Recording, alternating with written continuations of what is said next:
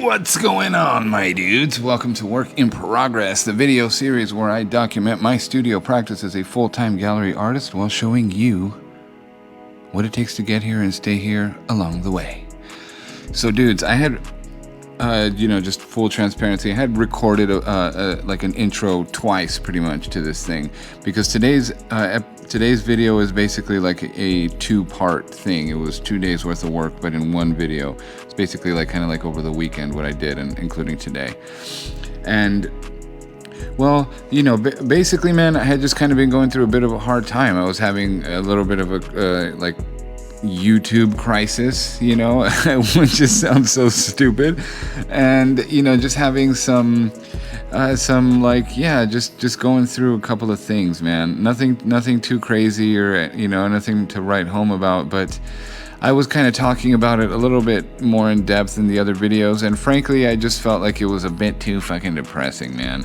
While I am trying to maintain a sort of air of like honest, brutal kind of transparency about the things that happen, I don't want to hone in too much on the negative shit, because I just feel like when you do that, it just tends to seem like there's more of it. It's like a magnifying glass. Like whatever you put it on just kind of gets bigger.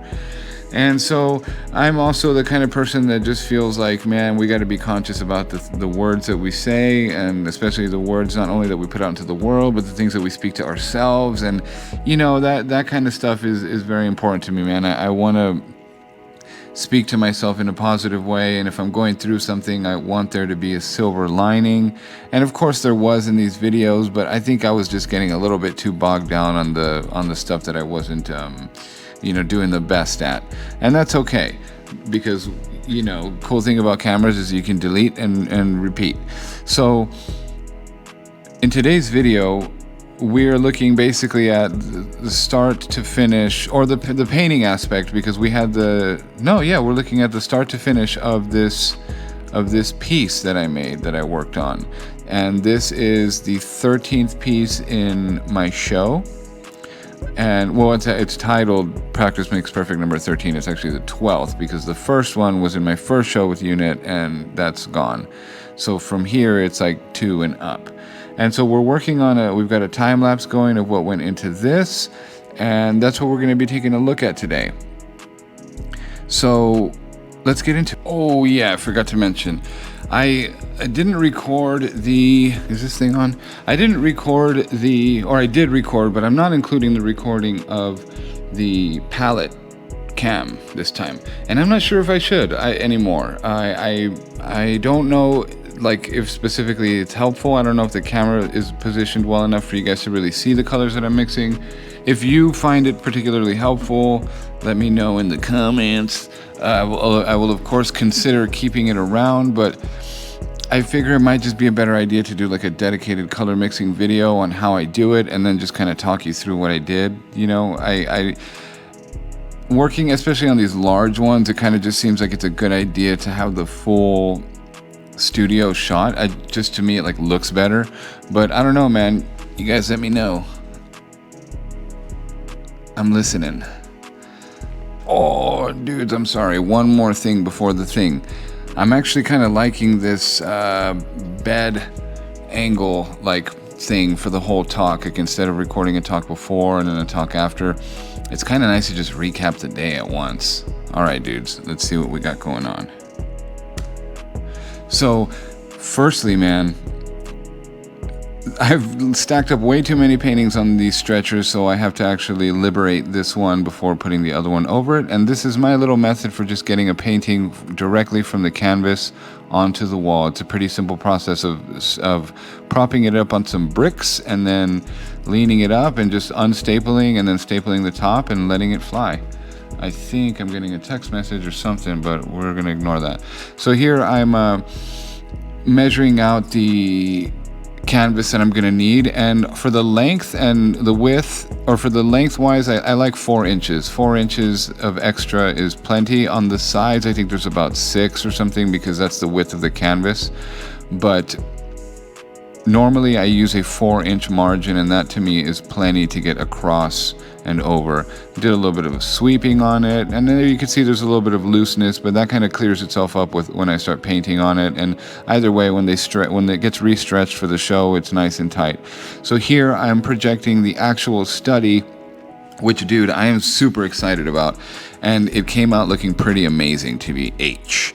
So I'm projecting the actual brushwork from the study onto the larger canvas with the hopes of just making a big looking little study, or a little looking big study or something. I want it to kind of look like it's been done small scale because of how kind of big and choppy the brushwork is. I want it to really feel like a painting. And so to me, the one way to switch up a product is to switch up the process. And so the way that I thought of doing that to make things look more study-like was simply to project the study. And so that's what we did. It's not by any means a new method or anything like that. It's been done probably since the dawn of time, but that's the way that I'm going about it today.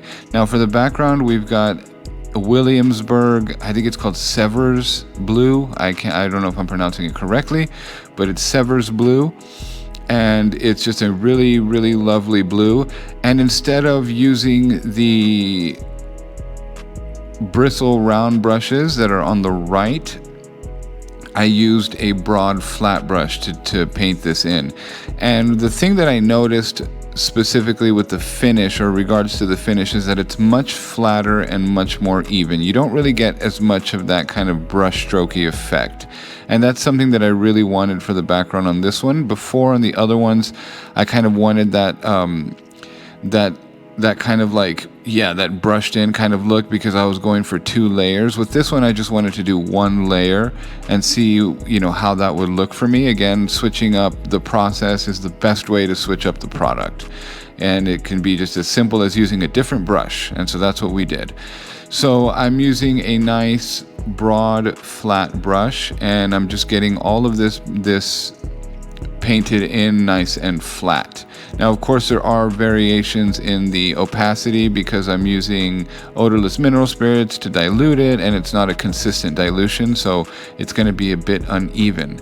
But that also, to me, kind of mimics the natural texture of the quart itself. It's not really specifically a perfectly flat blue. There's some variations, because of the traffic and stuff like that. So that's one way that I thought would be a nice, interesting way to mimic that kind of condition. So here, this is the next day, and we're going to paint in the figure. And the colors that I've mixed up are the exact same colors from the study, and instead of doing it like I did last time by observation, I'm actually using Photoshop this time to sample the different paint groups on the flesh and then mix them up. Now, I cut the mixing part up here because I'm not including the palette cam, but I guess I'm pretty sure you get the idea. And working no differently as I would normally, this time we're working from dark to light. Sometimes I do work light to dark depending on what I have to do, especially if there's something like overexposure, like a computer screen or fire. In those cases, I really do like working light to dark because you can reserve, your brushes are nice and clean, and you can put in those very clean yellows and what have you, and it'll stay nice and pure. But here I am just working up, starting with the legs and then, or the darks, and working my way around the figure, but keeping it mostly in the flesh tones for now. And just as I started to put this in, man, I started to get so very happy with what was going on, because again, it was just such a successful translation of the brushwork that as I started to paint it in, I was like, man, this looks exactly like the study, and that's just so much of what I wanted. I think what I tend to do when working large scale is I tend to get very bogged down on detail. I want to start putting every last little thing. I want to start blending stuff. I want to make sure that everything is modulated correctly, bringing it to a high finish. And with these, I kind of want to pull apart a little bit of that, what would you call it? That kind of scaffolding of realism. There's all of these kind of things that you do to achieve a sort of photorealist finish. And I wanted to start kind of pulling apart at those threads a bit and see how how close to collapse I could kind of get the image, you know, keeping what I am doing is keeping values and color groups very tight, very accurate, while being much more loose with the brushwork. And that's kind of where I decided to put my variation. And so here, working on the shirt, just basically 2 colors, didn't really need much more than that. And then working on the tennis racket, and then we have here the shadow of the shorteronies, the little Nike symbol, which was a lot of fun to do. I've painted a lot of Nike symbols over the years, and for some reason it's just like such a fun little thing to paint. It's always like a make or break, and they come out looking so wonky so much of the time. It's really funny.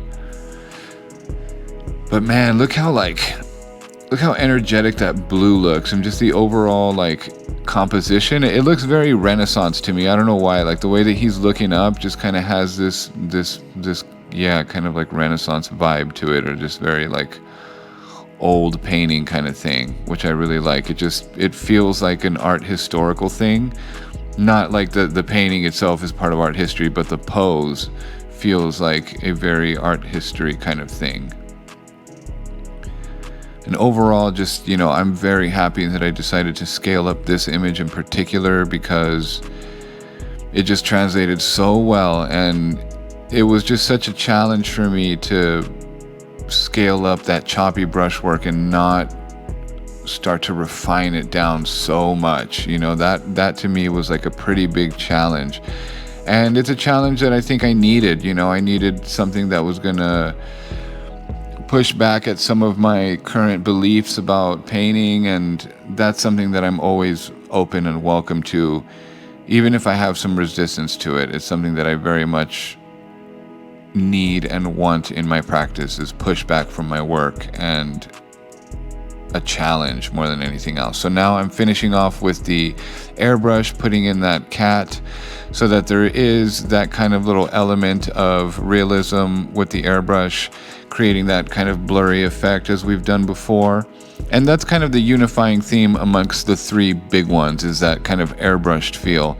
And we'll have some of that kind of reoccurring. These are going to be in a set of 3, and then I'm going to do those small framed ones, and the kind of reoccurring theme with those is going to be the chalk line extending past the border of the painting itself and onto the frame. That's kind of going to be the little theme of that one. And with these, it's just very much this like airbrushed cat, with, of course, the very choppy and loose translation of the study. But yeah, man, this is just, I think, personally, one of my favorite paintings so far, just in general. I love this painting so much. Here, just finishing up with all of the white, which is just really the most boring part, man. It's just so hard to dilute a bunch of white and then just translate it onto the thing, you know, because it's white, dude, and so is the canvas. So you don't really know if you're like painting a thing or not, and you know, that can obviously get a little bit frustrating, but it's all good, brother. So yeah, man, that's what went into it today. Here's a quick little look at the photo.